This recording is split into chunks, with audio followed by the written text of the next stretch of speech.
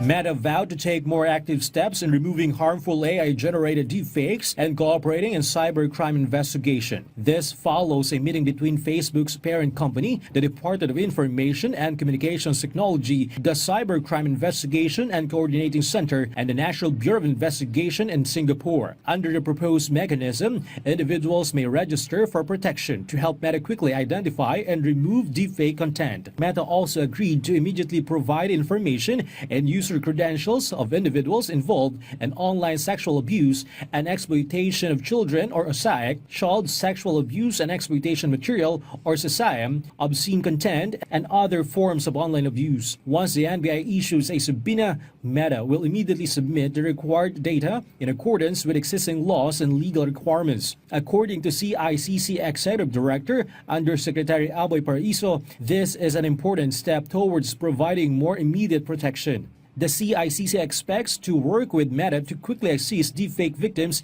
before such content can cause greater harm. Meta is expected to visit the Philippines in mid-September to continue its cooperation with the government. Meanwhile, Roblox agreed to cooperate with the government in implementing protections against grooming, radicalization, and threats from extremists. Roblox measures include integrating the Philippine National ID system into its users' verification process, opening an office in the Philippines, and strengthening security for young users of its messaging features. Senate Committee on Women, Children, Family Relations, and Gender Equality Chairperson Senator Risa Ontiveros said it is an important step, particularly as the Senate pushes for the Child Online Safety and Protection Act, which is a government priority measure. Inabisuhan namin ng Meta, malapit na talagang maipasa ito bilang ganap na batas. So dapat maging mabilis din ang kanilang aksyon sa ganitong mga threatening situations bago pa ang anumang atake.